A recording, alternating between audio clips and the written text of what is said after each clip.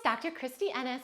Today we are going over the techniques that you need to get abs of steel, or at least maybe a soft aluminum, without having pain.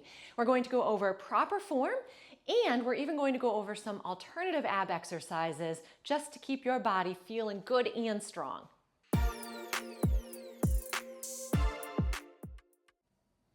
Okay, for any ab exercises, but especially the ones lying on the ground, these tips and form correction thingies are going to be really important. So step one is actually thinking about taking your chin and tucking it back. Not down, but actually straight back. So it's almost like I'm pushing my head into the mat or into the bed. That way, I'm not going to use my neck muscles as much as I start to move. Step two is a posterior pelvic tilt. So that is taking and flattening that spine towards the ground. What this does is actually cause the spine so that it doesn't move independently of one another. And that way, when you go to lift up into a crunch or any other form of movement, you won't yank that neck or head. It enables it to keep steady and stable. After you have your spine position and your head position set, you really want to think now a little bit more about those abs. So you want to think about gently bringing that belly button in, just a little pull in, the rib cage doesn't move. And then before you go to even move, you want to focus all of your attention in through those abs so that it's actually the abs that you are going to lead that motion with when you go to do any movement. Lastly, we want to focus in on the speed of our movement. And by speed, I mean slow. So when you do move slowly, the nervous system actually kicks in and tells the abdominal muscles to fire versus when you're going really fast, everything's a little bit haywire.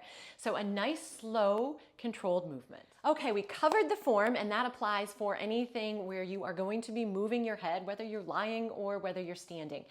Now, if you still have some discomfort even doing that, I'm now going to show you some alternatives. We're going to start with the lying ones where you're not moving your head, and then we'll move on to some standing ones too.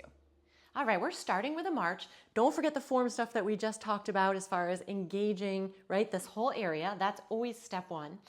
And then what you're going to do is put your hands on your hips to make sure that you are not rocking from side to side and that that belly stays in.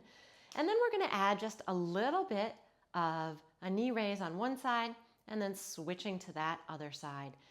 Really nice, again, right? Slow and controlled, just like the other movements are. And you should really feel this deep into those abs. Shoot for about 10 repetitions on each side. Exercise 2 is a little bit harder because we're straightening out that leg, so it's more to lift. So keeping that spine and that stomach in your happy position, squeeze into that quad, and then we're lifting. You don't need to lift super duper high, but you're going down then again as far as you can without changing this position. So my motion is a little bit limited here just because I don't want to change my spine position, but you're going to shoot for about 10 reps on each side. Our last one is the hardest one yet because our legs are going to go up in the air, which again just requires more work. So to get there, you actually want to do one leg at a time so that you can really focus on keeping those belly button muscles, ab muscles pulled in and that spine where it needs to go, no blooping out the belly. Arms are going to go overhead. This is traditionally called the dead bug, but I had a patient rename it the struggling turtle, which makes a lot more sense to me. So it's going to be opposite arm and opposite leg. So as this arm goes back, this leg is going to reach out.